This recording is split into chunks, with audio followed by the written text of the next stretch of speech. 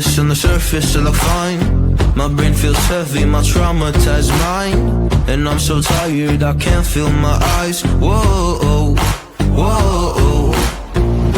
I'm petty, but I know how to lie. I feel feelings that I can't describe. I'm not breathing, but I'm still alive. Whoa, whoa. Shout out to Neoliberal Tears for this. Shout out to Twitter/X user Neoliberal Tears for resurfacing this clip. Neoliberal Tears commented at the top of the show, "What happened to my music?" One of my favorite commenters. Somebody has so much affection for me. He's a bit of bias.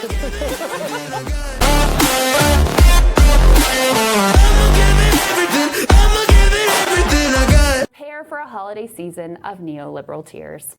Hello, everybody, and welcome to Nightcap with Neoliberal Tears. Guess who I am? I'm Neoliberal Tears. And today I wanted to go over a very interesting exchange that happened today between one of my besties, Crystal Ball, who actually, I won't get into that, maybe another time, but she had a very interesting exchange with the head of one of the top Zionist lobbying groups in the United States, J Street, who we talked about here. J Street, which infamously unendorsed Congressmember Rashida Tlaib because, as a Palestinian American, she proudly stood by her decision to endorse the one-state solution with equal rights from the river to the sea. So J Street dropped their endorsement of her, and as if that was not enough, this was back in 2018, they released this fucking statement, which I'm really happy we get to look back on to understand where J Street is coming from.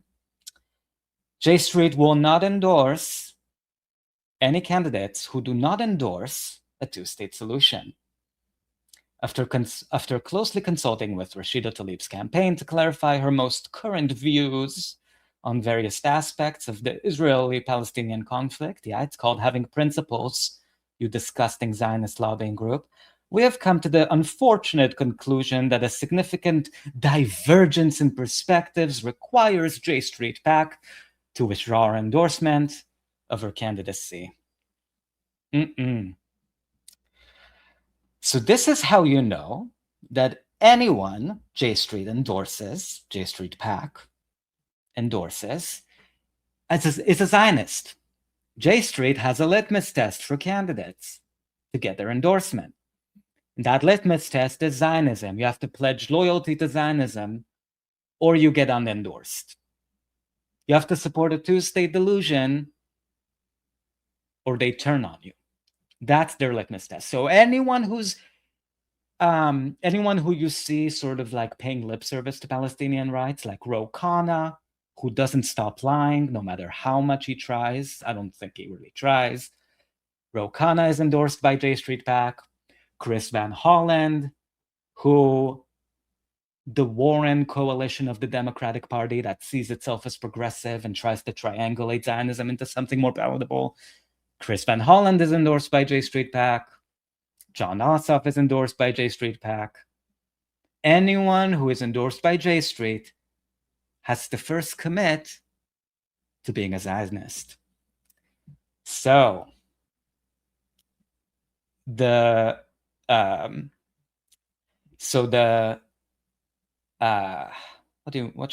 founder of J Street made a mistake and came on Breaking Points to sort of try to shop his message, his new message to left-leaning voters, progressive voters who are sick and tired of supporting Zionism,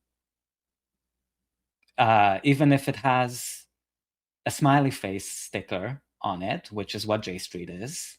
It's Diet AIPAC, same wings of the two wings of the same Zionist bird. Although I do think all birds are anti-Zionists because I love birds and they're generally like free spirits. They help people, like, crows actually like warn animals and stuff like that before. I just saw a TikTok about it, about how crows in the wild like actually help animals avoid predators and dangers all. So that's why I do believe all birds are anti-Zionist. So let's just take a listen to it. I clipped parts from the interview that I thought would be that have specifically to do with the one-state solution. I thought my bestie did an excellent job pressing on the one-state solution and why J Street doesn't support it. And I think it's very clear from the mealy-mouthed answers of Jeremy why that is. The answer is racism. So let's just dive in, shall we? The position that Israel should exist as a state with equal rights for all. Well, I definitely think Israel should exist as a state with equal rights for all. I just also think there needs to be a state of Palestine next to it. 3 seconds in and I can't get into it. My God. First of all, the clown emoji, just to be clear, was my doing. I had to follow my impulse, follow my bliss. And just my immediate reaction was I had to put a clown face emoji on this piece of shit. We're trying to co-opt equal rights to justify apartheid and why he supports a Bantustan for Palestinians, which South Africans also tried to fucking do when they denied the one person, one vote demand of the ANC. They tried to, to say, no, Black South Africans can have equal rights in their own Bantustan states right next to ours. So immediately his answer is no. Look how Ryan, who I have, maybe a frenemyship with, won't get into that. He asked it pretty directly, right? Why don't you, why won't you support one state with equal rights for all? And he said, I do support equal rights for one state, and then a Bantustan to also have equal rights. I support 2 states with 2 equal rights. Not even entertaining, and J Street, and this is the thing about J Street, they will never even entertain the idea of equal rights from the river to the sea. Why? Because then Palestinians would be the demographic majority, Jewish people will be the minority, and that's unacceptable to Zionists. But look at him try to fucking pretend like a Bantustan means equal rights. Right now, the state of Israel within the Green Line has about 10 million people who are citizens of Israel. There are 5 million Palestinians who live in the area that have no rights as citizens, and that's the occupation. This is the problem, and that needs to be resolved. But within Israel proper, there are 21% of Israeli citizens who are Arabs. They do have the right to vote. They do have. They don't call themselves Arabs because they're not they haven't internalized racism. You, as the white guy living in America, call them Arabs. They are Palestinians, you piece of shit. And do you know what every poll shows from Palestinian citizens of the Zionist state? Is that they support one equal state from the river to the sea. And why are they only 25% of the Zionist state?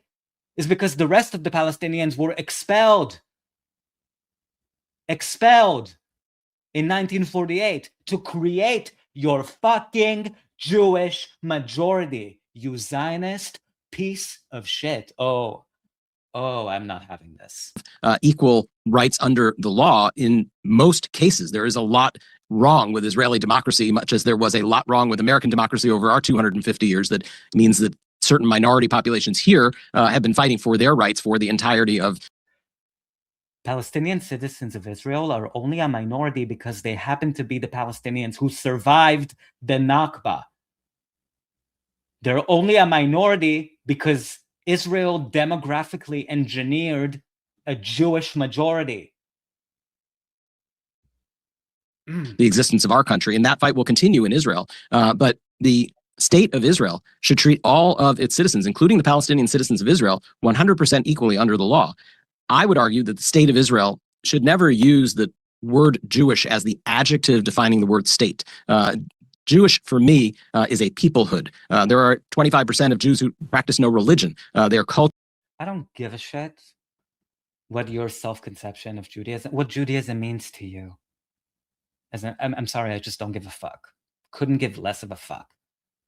By design, by law, by state structure, Israel denies rights to people based on religion. They privilege Jewish citizens who have all sorts of rights, and anyone who's not Jewish, anyone who's Palestinian, is discriminated against by law. By law. So you don't support equal rights, Jeremy. Still, to this day.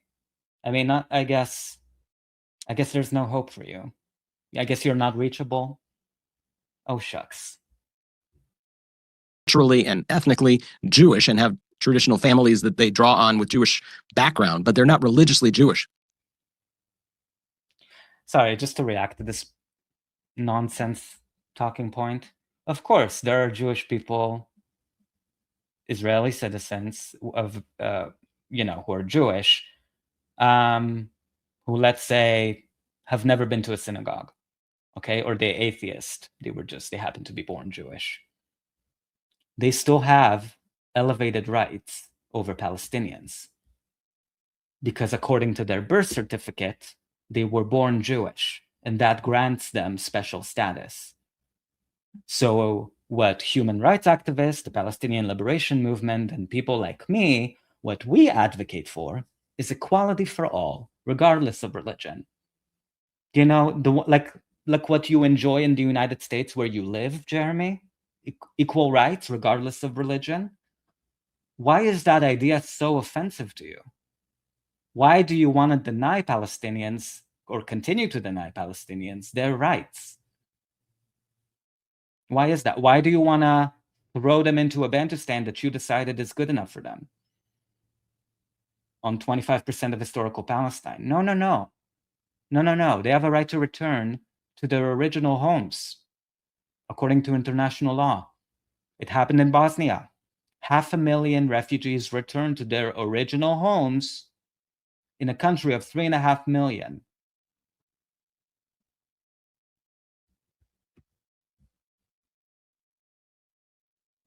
But there needs to be a state of Palestine where the Palestinian people have the exact same right to create a state that is the national homeland of the Palestinian people. And we're all Palestinians all over the world, millions and...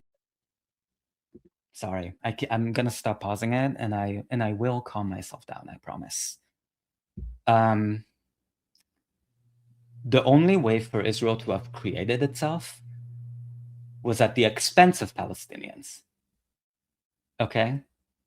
That's why 750,000 people, Palestinians, were expelled in 1948 to create that Jewish homeland, Jewish majority homeland.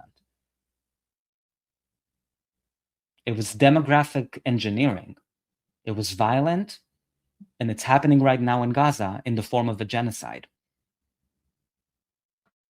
Because Zionism sees Palestinians as a demographic threat. So no, I don't think a Zionist state has a right to exist next to a Palestinian Bantustan. I don't. I oppose all forms of bigotry, all forms of supremacy.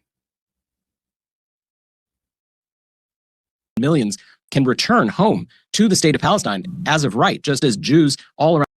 No. If people, and not if, people, Palestinians, were expelled from towns which are now under the state of Israel, right? So Jaffa, Haifa, pick a town. I mean, they're still being displaced from East Jerusalem, from Jerusalem at large, the neighborhood of Sheikh Jarrah. Palestinians are being displaced from their homes today. Because the state structure of the apartheid state you love so much doesn't see Palestinians as human beings who have the same rights, who deserve the same rights. So no, Palestinians deserve to return to their original homes, original towns, from they were originally from. Not be given, oh, maybe your family was expelled from Haifa, but we'll give you, I guess, like a corner or like a 3-foot by 3-foot piece of land in Ramallah. That is not returning home for them. No. Families who were expelled from Haifa deserve to be returned to Haifa. And this is why the two-state delusion is so pervasive, is because it negates the right of return. Around the world can return to the state of Israel as of right. And the only way that this gets resolved is if each of the two peoples have the exact same set of rights. But I would say they need to be nationally handled in states next to each other, not in the same state. So, Jeremy, let's dig into that a little bit more and what you mean when you say that you support a Jewish homeland, because this really gets to the rub of why, in my view, it's very dissonant to hear the term liberal Zionist. Because liberal would indicate you support equal rights for all. You support, civil rights, equality, human rights, etc. And the expression of, a Jewish homeland or a Jewish state is a sort of ethno-supremacist expression, where the moment that there are too many Palestinians, you have a demographic problem because we can't possibly have, a Palestinian or a Muslim or an Arab majority here because that will destroy our whole state. And so I'm wondering how you square the circle of being, a progressive who does support equality on, matters here domestically, but also supports this ethno-supremacist state of Israel. So I think that's well said. Word that I try to push back on would be ethno-supremacist. The concept of Israel when it was founded was to be a place where Jews around the world who had been living stateless for 1,800 years and had suffered through, whether it was the pogroms in Russia or the Inquisition in Spain or the Holocaust.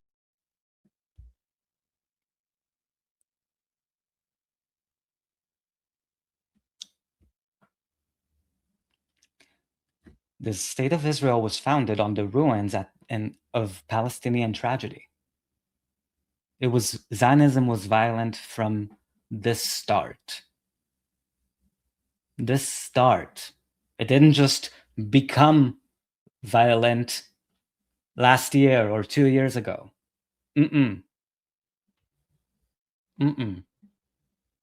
So much bullshit. You see, these lobbyists think that if they just smile enough and if they just, say the right words, that they can really get away with supporting ethno-supremacy or just disguise it as something that it's not. Unreal. Let's look at this, shall we? Oh, let me try to see if I can enlarge it for you guys. Here we go. All right, do we see this? David Ben-Gurion, 1953. There are hundreds of thousands of Palestinian refugees who have been expelled from their homes. It is a fact.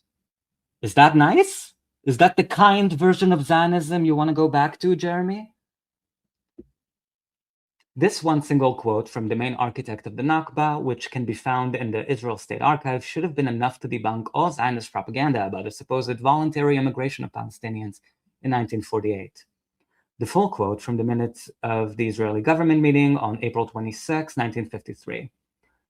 The world does not get used to it easily that there are hundreds of thousands of Palestinian refugees who have been expelled from their homes. It is a fact that there are hundreds of thousands of refugees who have been expelled from their homes. The world has not yet digested this. A delegation of the American Congress wanted to come here to check the situation of the Arab Palestinian refugees. For now, someone managed to prevent it.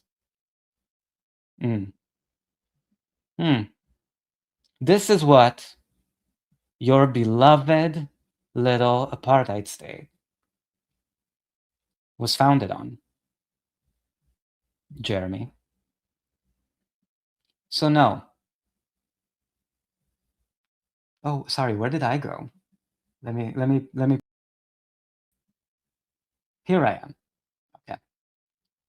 Oh no, now it's too. Oh my gosh.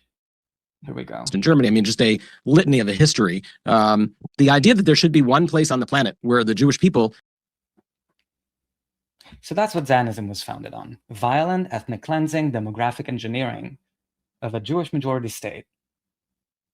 And the right of return for Palestinian refugees would negate that Jewish majority. Giving Palestinians the right to vote would negate that Jewish majority. So Germany doesn't want that.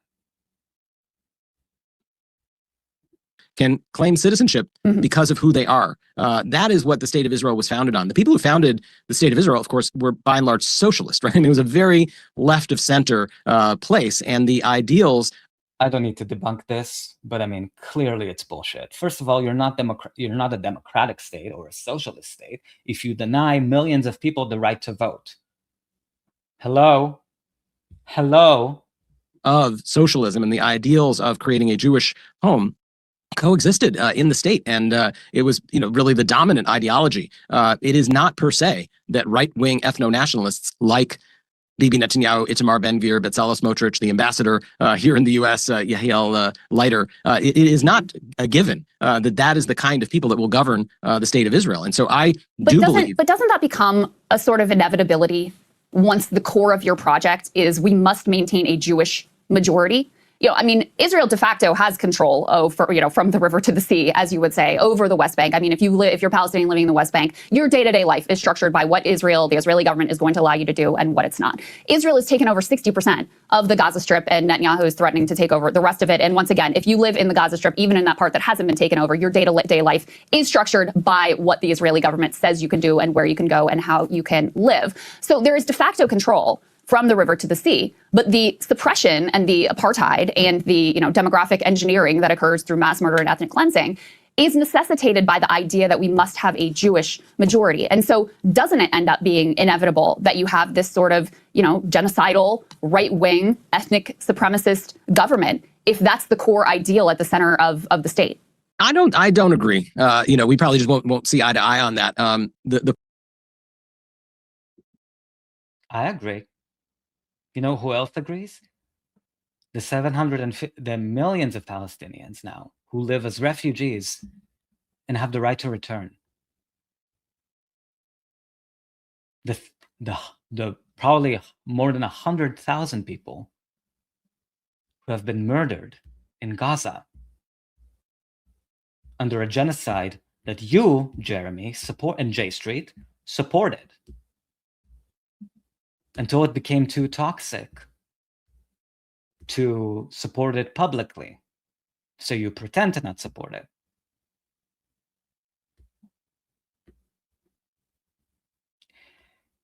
There's something really disgusting to me. I mean, if you read, I keep referencing this, but this play by Arthur Miller, Death of a Salesman. And the sort of idea behind it is that everybody's selling something. And you actually never find out what the protagonist even sells. The playwright never tells you what he actually sells because it kind of doesn't matter. I mean, because the idea behind it is that it sort of applies universally. That he's a salesman, right?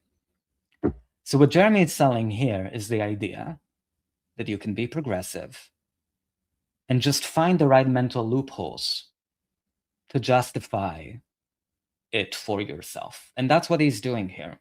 He's shopping around these new talking points that he came up with or somebody wrote for him.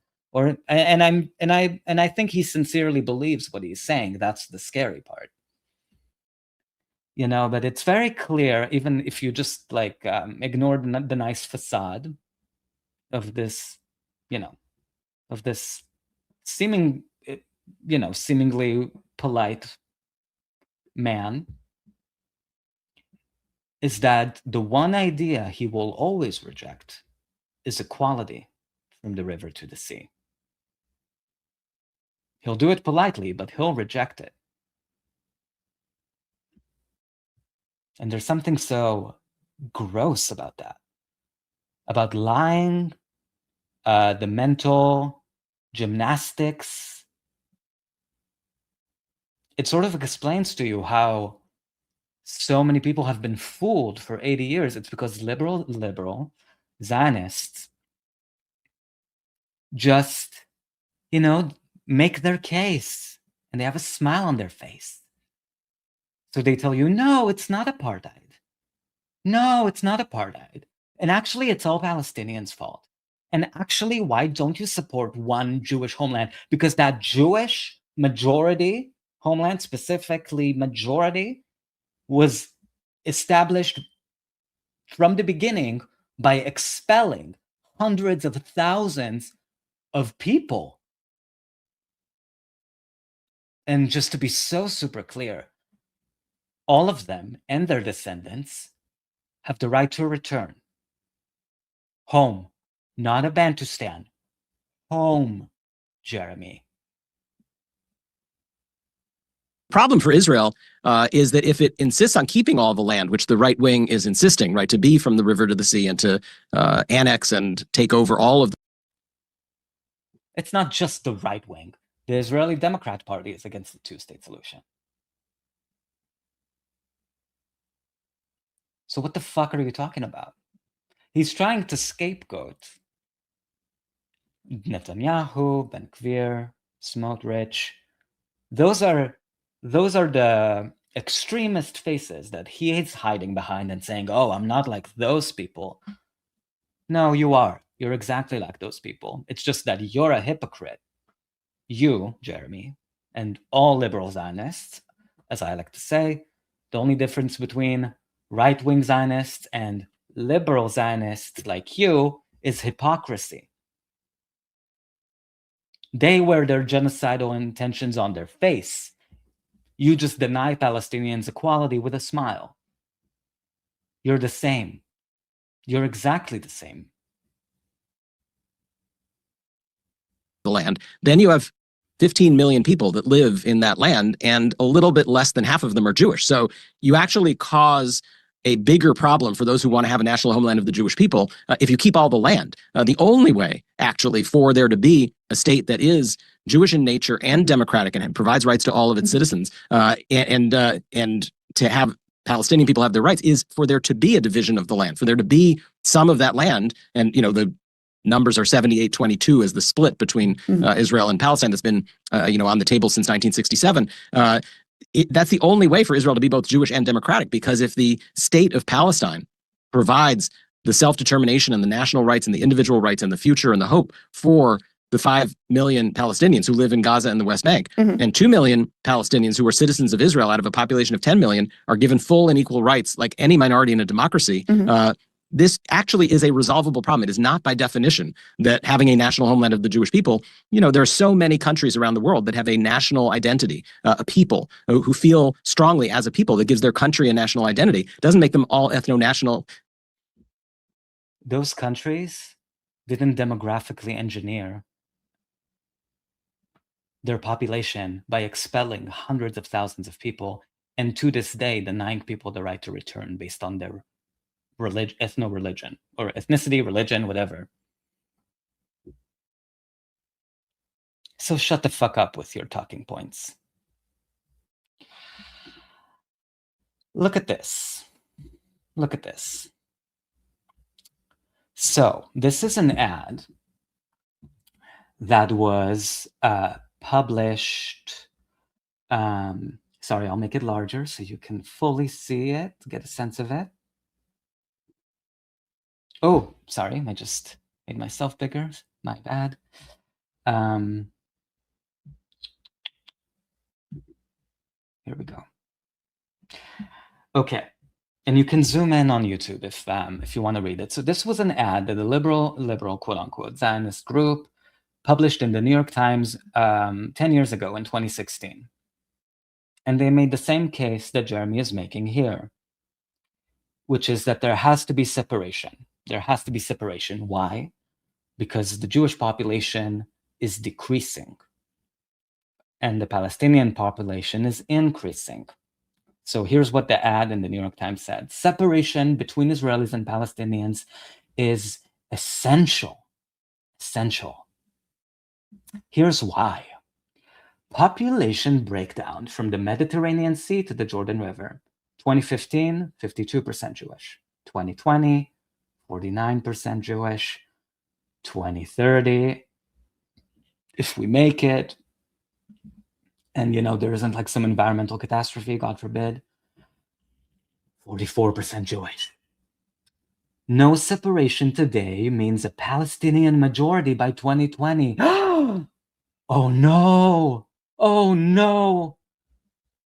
You can hear my sarcasm, I hope. According to a recent poll, 97% of Israeli Jews want to live in a Jewish state. Without a two-state solution, Israel will end up as a binational state, half Jewish, half Arab. Oh no, those quote-unquote Arabs will have the right to vote. In a few more years, it will be too late. The dream of a Jewish state will be lost. Mr. Prime Minister, your people want to live in a Jewish state, or not half Jewish, half Arab. You can make it happen. Separation today means a Jewish majority state of Israel now and for generation ahead. It's time for separation, 2 states for 2 people. How liberal. How liberal.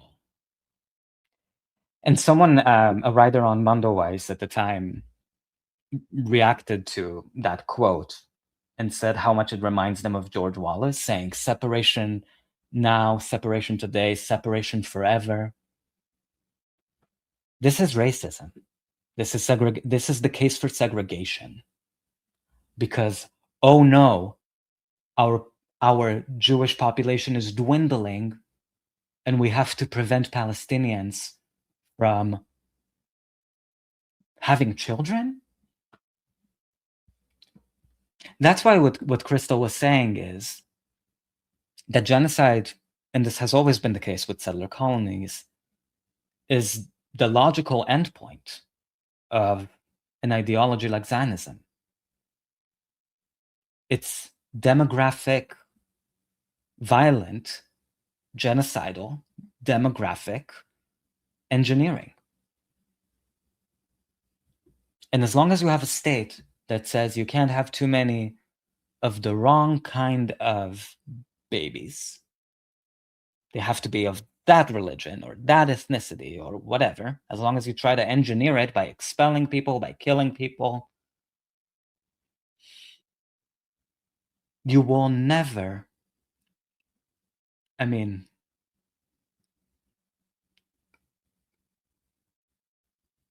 it's evil. I don't know what else to call it. It's racism, of course, but it's so much worse than that too, because it's evil.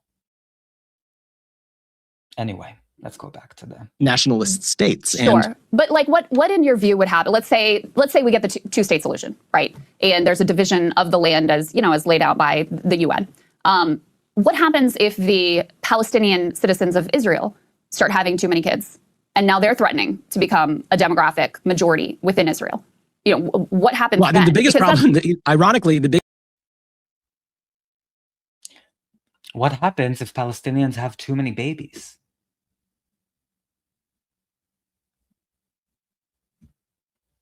I think we know what would happen. And they mean within the borders of the Zionist state. Which doesn't even have defined borders, but that's another matter. And it reminded me when Crystal made this point of an interview that Ali Abunimah gave years ago, 12 years ago. So let's take a listen. Here we go. Thank you for waiting. Okay. And to do away with this notion of Palestinians as a demographic threat, which is how the Israeli mainstream talks about them, and which I understand to be really racist language. But it's how even many liberal supporters of a Jewish state talk, that, we have to maintain a Jewish majority. What's the price of maintaining it? How do you do that? Or what remedies do you have if Palestinians have too many of the wrong kind of baby? It creates an ugliness and a violence that I think many liberal Jewish supporters of Israel in this country and around the world have refused to reckon with. And they think that this can all be just wished away by continuously repeating these slogans about two states living side by side in peace and never having to reckon with the reality of what ethnic segregation means in Palestine. It means ethnic cleansing. It means violence. It means racist laws. It means constantly viewing Palestinians as a presence that pollutes the land.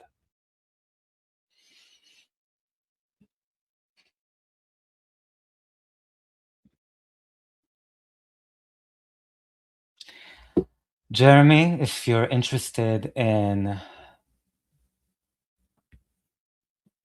not being racist anymore, I know it's a long shot. This is Ali Abunima's book, One Country, A Bold Proposal to End the Israeli-Palestinian Impasse by Ali Abunima.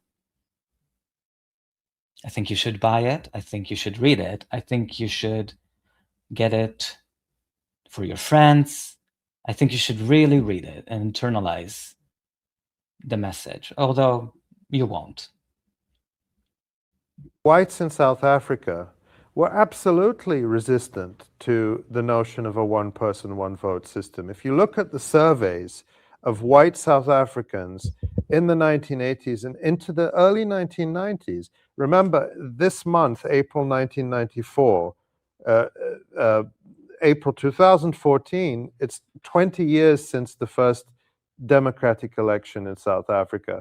But up until 1990, 91, 92, the vast majority of white South Africans were saying, well, we'll accept some kind of federation or some kind of group accommodation, but we absolutely will not accept a one-person, one-vote system because that will be the end of us.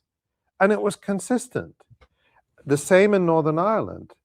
And what I trace in the book is that actually these positions that seem pervasive and entrenched among the ruling group actually can dissolve fairly quickly and be replaced by new narratives that are much more conducive to a more peaceful and just future. In South Africa, whites were able to embrace the idea of the rainbow nation. We can talk, and I do in the book, about the reality versus the vision, but they no longer said we must have apartheid or we'll be thrown into the sea.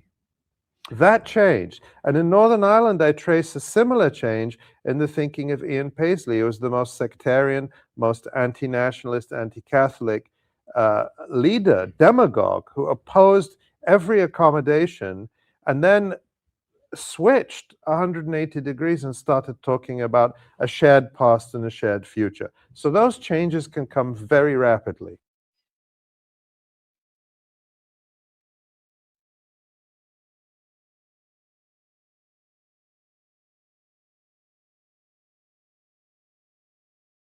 I wished it would come sooner.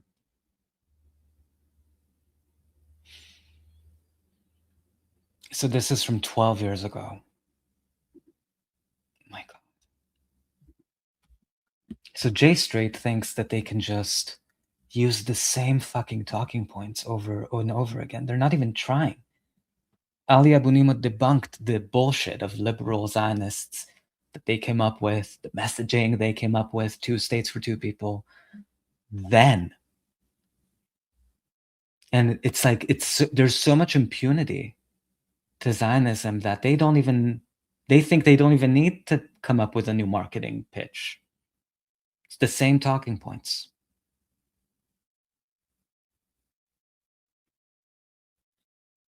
Anyway. There's an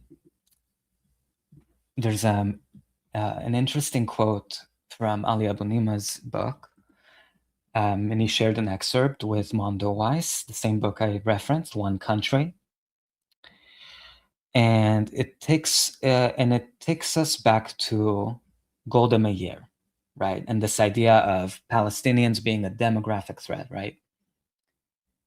I really recommend this his book in general, right? Anywhere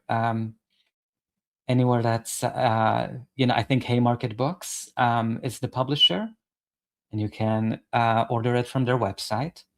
And this is an excerpt that he shared with Mondoweiss. Does Israel have a right to exist as a Jewish state? An excerpt from this is an excerpt from his second book, The Battle for Justice in Palestine.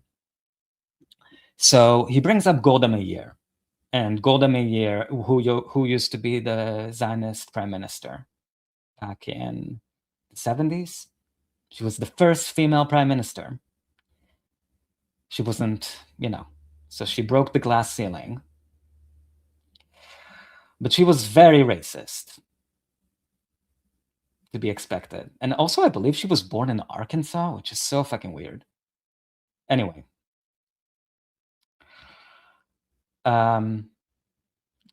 So let me find this quote from Golda Meir. Blah, blah, blah. Let's just look for it. Okay, here we go. And this entire chapter actually is brilliant because it talks about exactly what Ali was referencing, which is this idea of, I'll make it bigger so we can all share the screen. Here we go.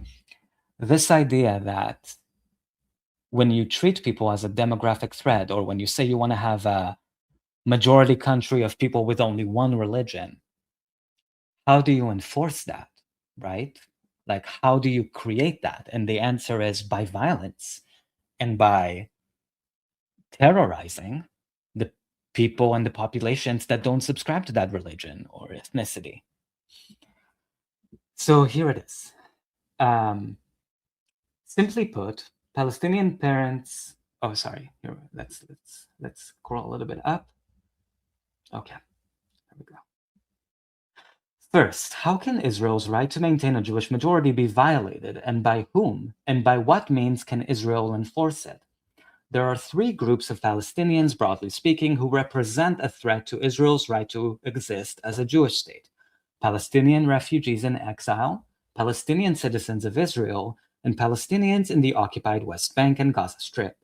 There are also citizens of Syria still living in the occupied Golan Heights. Palestinian refugees could violate the right by returning home in sufficient numbers that the Jewish majority disappeared. Not Israelis disappearing, the Jewish majority disappearing. The straightforward remedy Israel constantly demands is that the right of return be abrogated. But even if Palestinian refugees waived their rights and not a single one returned, this would be insufficient to protect Israel's right to exist as a Jewish state for very long against an even more imminent threat from Palestinians already living in territories controlled by Israel, like the Gaza Strip and the West Bank. Those were my words adding, not Ali's, as you can read. In territories controlled by Israel. Palestinian citizens of Israel and Palestinians in the occupied territories together comprise half the population living under Israeli rule. And this is me, neoliberal tears, jumping in. So that's not even including the refugee population that was expelled in 1948. Simply put, back to Ali, simply put, Palestinian parents are trampling all over Israel's right to maintain a Jewish majority by having children, and their babies, by virtue of not being born to Jewish parents, are violating Israel's right merely by living and breathing. Israelis themselves see the births of non-Jewish babies, whether to Palestinian citizens in the state, whether to Palestinian citizens of the state or in the occupied territories, as an assault on their rights and on the very existence of Israel. The routine use by politicians and media of the term demographic threat to describe these babies attests to this phenomenon. The most pungent expression of this fear, David Hurst reminds us, came from Golda Meir, who was Israeli prime minister in the 1970s. And this is the quote from David Hearst about Golda Meir. The Palestinians' birth rate was so much higher than the Jews that her sleep was often disturbed, she would say, at the thought of how many Arab babies had been born in the night. But the threat comes not only from Arab babies, non-Jewish African refugees, asylum seekers, and other migrants are also violating Israel's right to be Jewish by living in the country and reproducing. You see how evil this is? Palestinians, just by existing and having kids, are violating Israel's right to exist as a Jewish majority state. Because by law, Israel is a Jewish majority state. And it will enforce that majority by expelling Palestinians, by killing Palestinians. It's psychotic. And that's what Crystal said much more politely than I would. Because she has class. That Israel has demographically is that the ultra-Orthodox are having too many kids. Yeah, that's true. No, that is an issue. As we saw from that ad in the New York Times, the Jewish population has been declining for many years. So the idea that Orthodox Jewish people in Israel, first of all, they get a ton of help from the government and all sorts of benefits if they have children, because the Jewish majority state sees this like as a race to have more kids than Palestinians, you know? So they really promote, that's what Aliyah is based on, right? You know, where American Jews go on a free trip sponsored by Jewish groups to come and see occupied Palestine. They want them, the state of Israel wants these American Jews to immigrate to Israel and have babies, a lot of babies. Why? Because they want to outpace the Palestinian rate of having children. It's crazy. It's crazy. Look at Crystal's face. I'm making the same face, bestie. I'm making this exact face right now.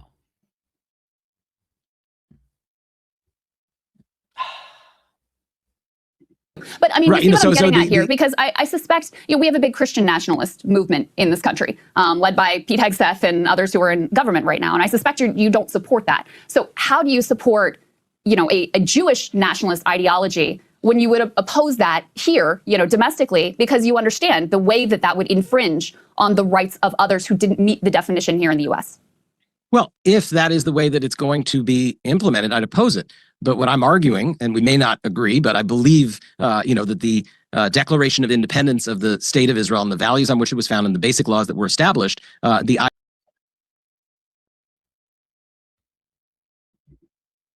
Oh, sorry, guys. All 10 million Israeli citizens, whether they are Christian, Muslim, Druze, Jewish, Russian immigrants, Circassian, whoever they are, that they all have equal rights. It is the... So once Palestinians who survived the Nakba became the minority in historical Palestine, you're saying they have equal rights now because the majority of them were expelled to create a... No. What about the Palestinians who were expelled? You wouldn't have a Jewish majority. Demographic fact that 76% of the citizens of the state of Israel right now are Jewish, and the other 25%.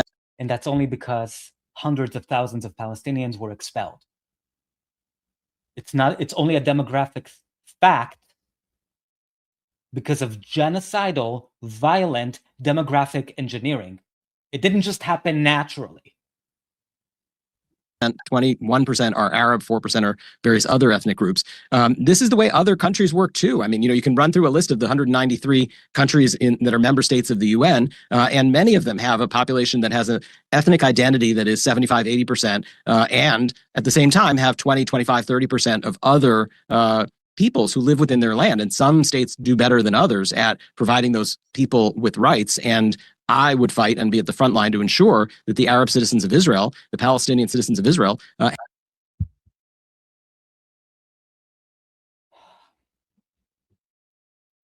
Do me a favor, Jeremy, and stay the fuck away from Palestinians in Palestine. Stop calling them Arabs, you racist piece of shit. And just stop. Just stop. Okay?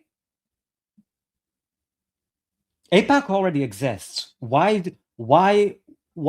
And apparently he founded J Street in 2008 to push for the two-state delusion. I don't think that's really why, but or to provide a more progressive, Democrat, happy face to the idea of Zionism, colonialism. Why don't you just... I gave this advice yesterday to Norman Finkelstein, who is also a Zionist. You two would get along. I really do think so. And I know it might not seem like it. Stylistically, he presents himself as pro-Palestine, but trust me, he's on your side, Jeremy. Norman supports the two-state delusion. You're both racist. You would have a lot in common if you talk to each other. Maybe you already do. I don't know. But why don't you both find a hobby that has nothing to do with Palestinians, who you call Arabs? Why don't you both find a hobby that is far away from Palestine, from the continent of Asia in general? Why don't you both take a bridge class together? Or, I don't know, some other card game. Do bingo nights. Why don't you find a hobby that has nothing to do with Palestinians whose inequality you've been defending for fucking decades and paid to do it? And you have no regrets, no remorse, even after the genocide in Gaza? Not even an inkling of trying to reassess, well, maybe Palestinians deserve equal rights from the river to the sea. Not a shred of self-reflection. And, part of it, I think, is that, media institutions in general have never pressed lobbying groups the way Crystal is pressing Jeremy now. And to be clear, he only went on the program so he can spit out his talking points, his messaging. I'm sure he thinks he did a great job here. And then he's going to make some intern at J Street or anyone on the payroll look over the comments to the video, which are all tearing him apart. And then they're going to try to create new talking points that co-opt some of what the commenters are saying to try to sort of appeal to them. And then they're going to workshop it and come up with new talking points that make Zionism sound more palatable. Then maybe they won't even call it Zionism. That's what he's doing. Workshopping in defense of Zionism. Have the exact same rights and the same opportunities as the Jewish citizens. And so I don't agree that having a state that has an ethnic identity as its identity is by per se going to lead you to Itamar Ben-Gvir, and that's an ethnic identity. An ethnic identity. Hundreds of thousands of Palestinians were expelled in 1948 because they just had the wrong kind of ethnic identity. Really liberal, really progressive of you, Jeremy. Does he not have, you know what, I'm not gonna...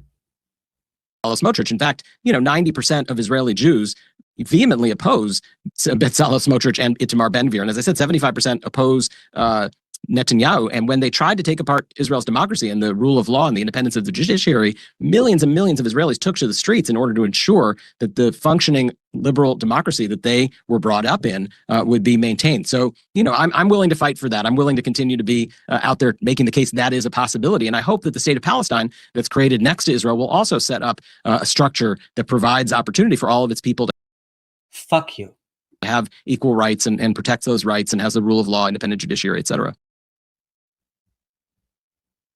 Just to be totally clear, if you were in government right now today, given that Israel has been deemed to be committing genocide, given the ethnic cleansing that's happening now even in Lebanon, given the policies in the West Bank, you would not greenlight selling any weapons, offensive or defensive, to Israel today.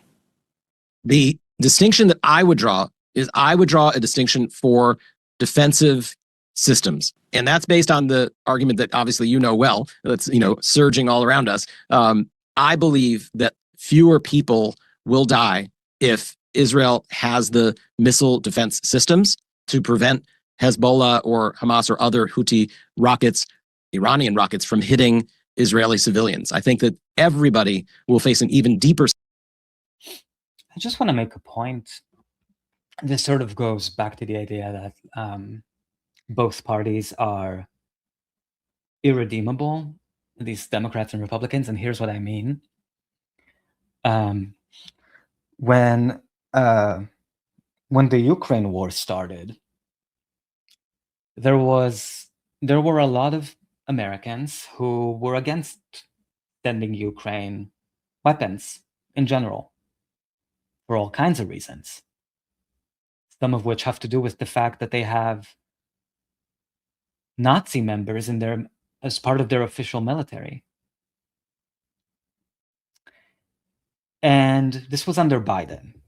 And you know how Democrats reacted to that anger about the Ukraine war, funding a war in Ukraine? They didn't really understand why, or why the United States is the number one backer of weapons to Ukraine.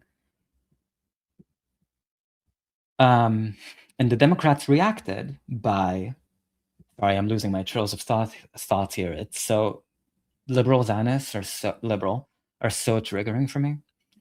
Sorry, back to Ukraine. Democrats came up with a pitch that said, okay, what if we withhold offensive weapons, but still support defensive weapons? And then they get to classify what's defensive and what's offensive. And guess what? The list of defensive weapons is much, much longer than the list of offensive weapons. It's a way to sort of splitting the baby without, while still generating profits for the military-industrial complex, which is making hella money from weapon sales and weapon shipments to Ukraine. Oh, okay, so we're just going to call the weapons defensive weapons, and we're going to support defensive weapons, but not some offensive weapons. So Democrats try to do that with Ukraine, and guess fucking what? They're trying to do that with Palestine too. And say, okay, and this is what J Street is saying. Okay, so a lot of people are against the genocide. So let's come up with a rhetorical framework, a messaging strategy that calls that makes a distinction between defensive weapons and offensive weapons. That way, you can sort of pretend to meet voters where they're at and say, oh, don't worry, vote for me in this primary, me, I don't know, Cory Booker, whoever, right? Vote for me in this primary because guess what? I don't support sending offensive weapons. I only support defensive weapons.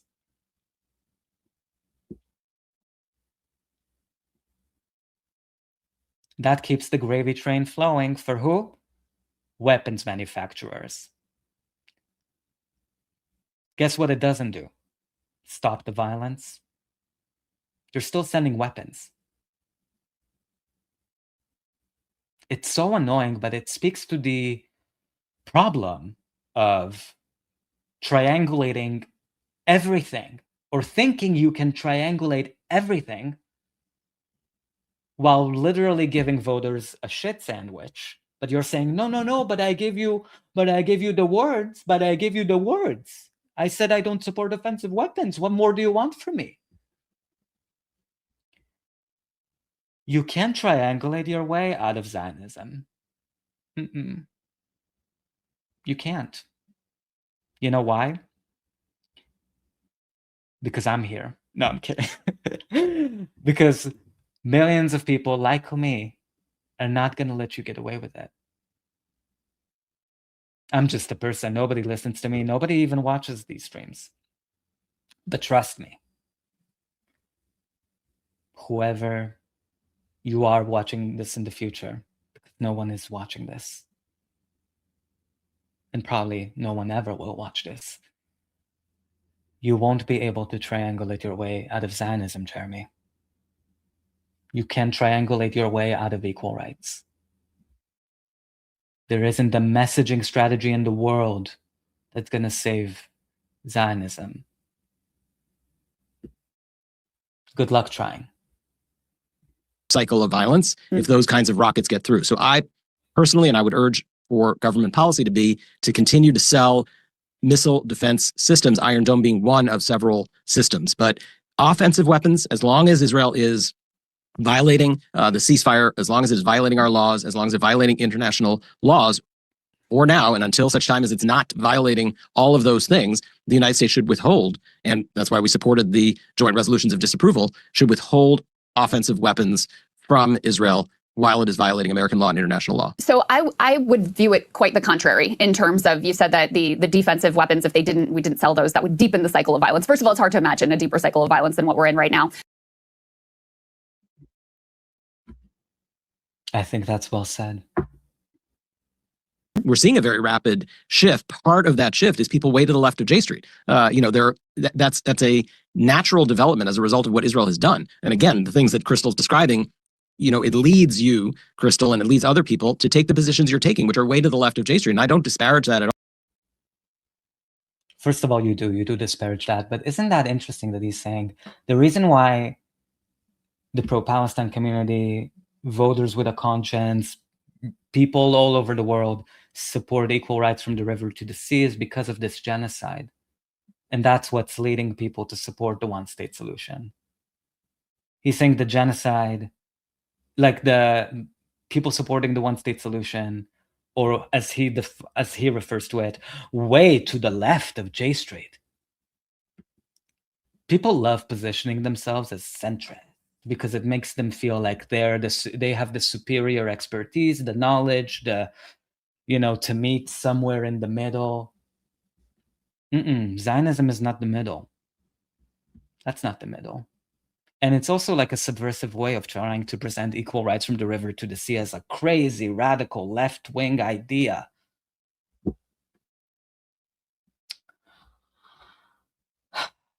And I have proof.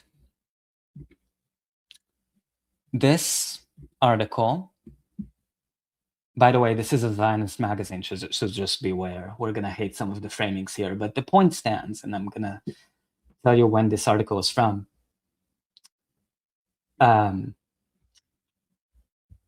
Okay, so this one is actually from this year, 2026. Nearly half of young US Jews want to replace Israel with a binational state, poll finds. The new data reflects generational shift and growing gulf between American and Israeli Jews. And of course, what they mean by binational state is equal rights from the river to the sea.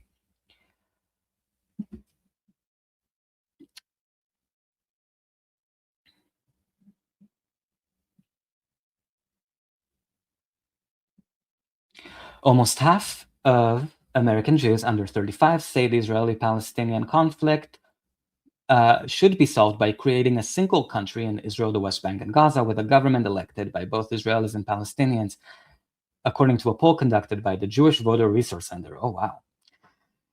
The findings signal a generational shift in U.S. support for a binational state in Israel, reflecting a core demand of anti-Zionist protests on college campuses and beyond, even as most major Jewish organizations classify calls for a single state as an expression of, I'm not going to say that. So this is from this year, but I actually saw a poll that was conducted even way before that, like before the genocide started. Here I am. That talked about young American Jews supporting one equal state from the river to the sea, even before the genocide. So opinions on Palestine have shifted before the genocide, not just because of the genocide. It didn't push people to the left. I'm sure some people, because of the non-ending stream of the live stream nature of the genocide and seeing what's happening in 4K on people's phones, I'm sure that has made some people reassess what the Palestinian Liberation Movement stands for and all that stuff. I'm not denying that. But young American Jews already supported equal rights from the river to the sea, even before the current iteration of the genocide. And I'll find the proof, I promise. Well, I understand it. You have to understand where many of us in the Jewish community come from who have a deep relationship with Israel. Now he's trying to hide behind being Jewish to justify his Zionism and say, well, the Jewish community. No. As the head of a lobbying group, a Zionist lobbying group, you don't get to hide behind Judaism. You can try. But Jewish voters voted for Zohran Mamdani, who supported equal rights from the river to the sea.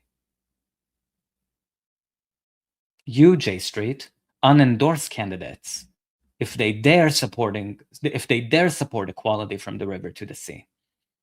Don't hide behind the Jewish community. No, you're a Zionist. We still want to try to change Israel. We still want to change the trajectory. We don't want to see it become a pariah state. We don't want to see it become an outcast state among the nations, which is where it's headed if it continues down the path that it's on. And so our theory of change, which is change American politics so American policy can be more balanced and more rational and help push for a resolution of this conflict, solve this problem, not just punish, not just call out the bad guys, but actually solve this problem. And the solution to this problem ends in a border. There has to be a border for the state of Palestine, the state of Israel, and integration of both of those states into a successful and stable region. And to be honest with you, at a time when you've had tens of thousands, maybe hundreds of thousands, we don't really know, of Palestinian civilians who have been killed, it's almost offensive to me to center the safety of a Jewish homeland when it's that state that has been committing those horrific acts in the world. So I think all things must be balanced. I'm 100% agree with you. It's offensive to me too. And what has happened, it's morally offensive to me as a Jew. It is morally offensive to me as an American who enabled what happened. And put aside the morals, I also think this is an unbelievably self-defeating and self-destructive path that the state of Israel is on. And I think it's ultimately going to hurt Jewish people around the world. So I have a stake in it, even if I don't live there, because the things that are happening there are coming back to my community and biting. This is the kind of self-centered narcissism that people in the pro-Palestine community have such an issue with when it comes to Zionists. Crystal just laid out the death toll in Gaza and how offensive it is to still defend ethno-supremacy from the river to the sea when we have a death toll that's so enormous. A lot of people focus on women and children, but it's everybody. It's people. It's people who have a right to live. And he reacts by saying, well, I'm Jewish and that scares me as a Jewish person. It's about me. It's not about you, Jeremy. Which is why I want to reiterate that I hope you find a hobby that has nothing to do with Palestine, nothing to do with any of this. Just find something. Follow your bliss, unless your bliss is Zionism and racism, in which case, please don't follow it. People that I know and hurting people that I know.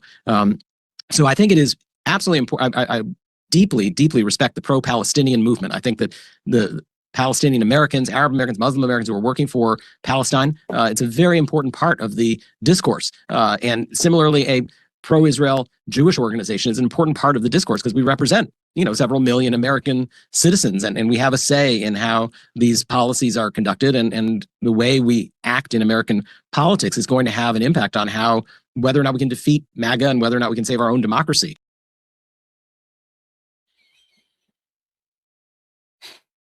You see how he tried to tie it in to Democratic Party messaging? Defeating Trump, saving our democracy. He's trying to intertwine all of these Democratic Party talking points with Zionism, or what he considers happy Zionism or polite Zionism, which does not exist.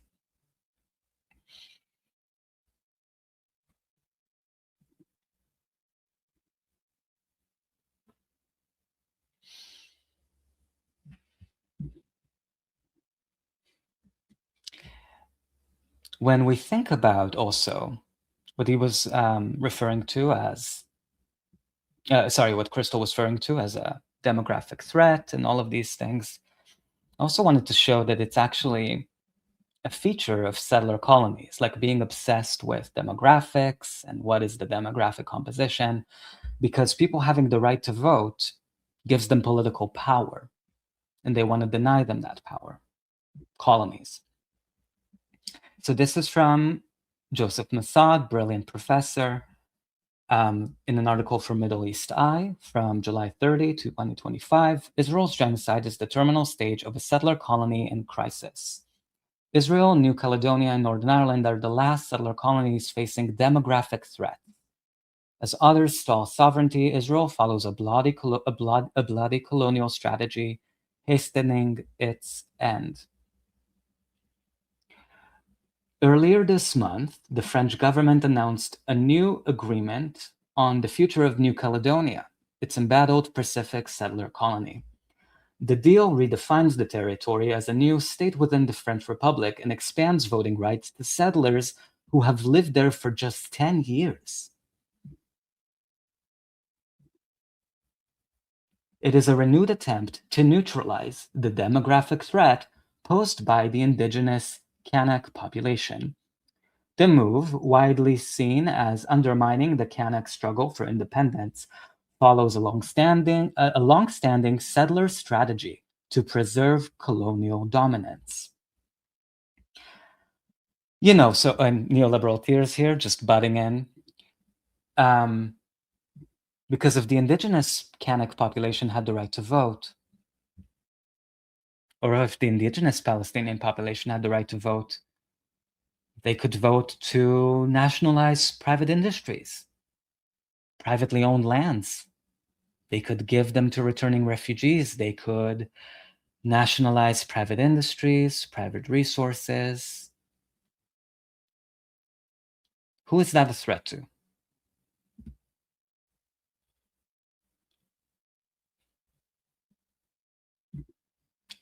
Let's go back. In Gaza, meanwhile, Israel has accelerated its nearly 2-year-long genocidal campaign through mass starvation and slaughter of the indigenous Palestinians. As I have argued previously, it aims to restore the Jewish settler colony's lost demographic majority, one achieved through mass killings and expulsions since 1948. Israel is now one of 3 settler colonies, along with New Caledonia and Northern Ireland, where white supremacy faces a demographic threat. This is not for lack of effort on the part of the settlers to outnumber the native population. In each case, the settler colonial regimes and their mother countries have concocted ruses masquerading as final resolutions to settler colonialism, while preserving white settler supremacy as the non-negotiable core.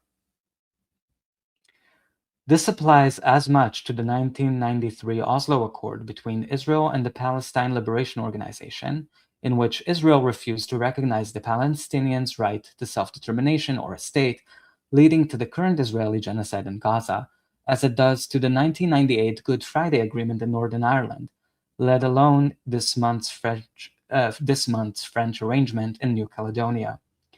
Indeed, since the onset of the European settler colonization in the 16th century, 2 types of white settler colonies have emerged, those that survived into the 21st century and those that did not. The key distinction between them is demographic. Colonists who succeeded in annihilating the indigenous population, importing massive numbers of European settlers to outnumber the survivors, or both, were able to secure their supremacy and remain in place. The most obvious examples are the United States, Canada, Australia, and New Zealand, where white supremacist rule remains intact to this day. Today, of the 3 settler colonies facing a demographic threat to white supremacy, only Israel has chosen genocide as its path to survival. The ongoing destruction of Gaza is but the latest episode in a long chain of colonial horrors, in which genocide represents the terminal stage of a settler colonial project in crisis. So the root cause of the conflict, as Jeremy would phrase it, is not Netanyahu or Ben Gvir or any single cabinet member or elected official. The root cause of the violence we're seeing, the genocide we're seeing, is Zionism. It's colonialism. It's racism.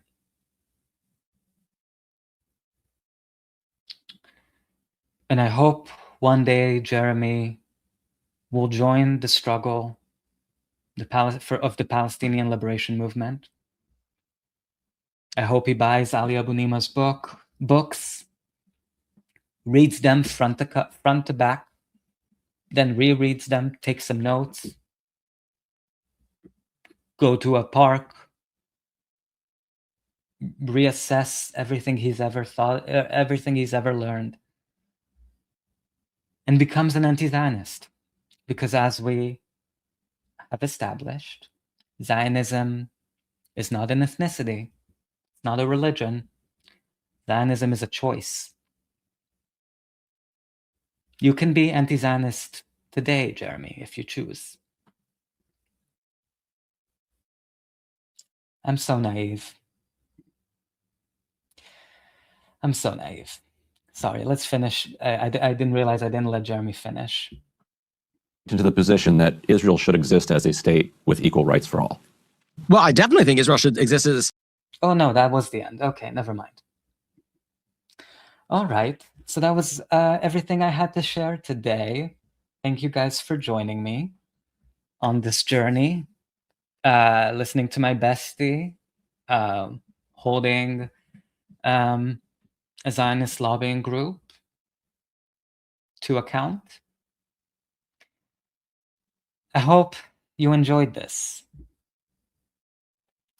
And I keep saying that I hope you did something like cleaning while you were listening to this or something, because that's when I listen to the podcasts and like YouTube streams and all that fun stuff. That's when I'm looking for content to pickle my brain. I hope I pickled your brain. Oh God, that sounds awful. I hope you enjoyed this, even though the topic is so super depressing. I know, I understand.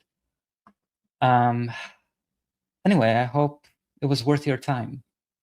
Like I said, this channel is not monetized. It never will be. That's not my goal. My goal is just to have space to talk about the one-state solution. So if you have... Oh my God, someone said they did enjoy this. Oh my God, thank you for watching. Oh my God. Deep Valley 6698. Thank you. Thank you. You're the only one here, so it's just you and me. Very intimate. Not in a weird way. Yeah, thank you for enjoying this. Oh my God. I love that.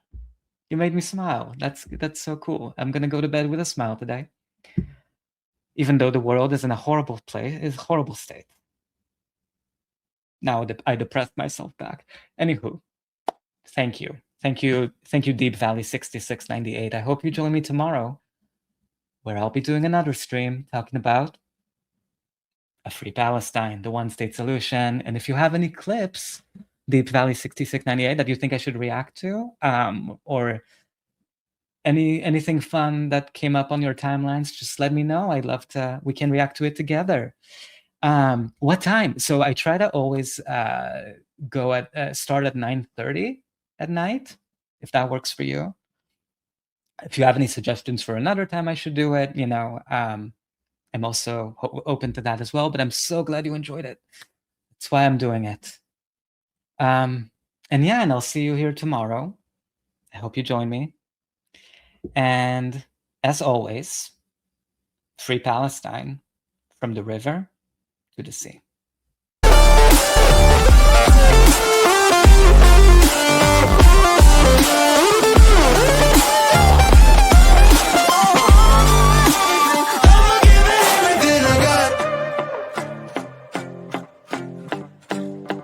All my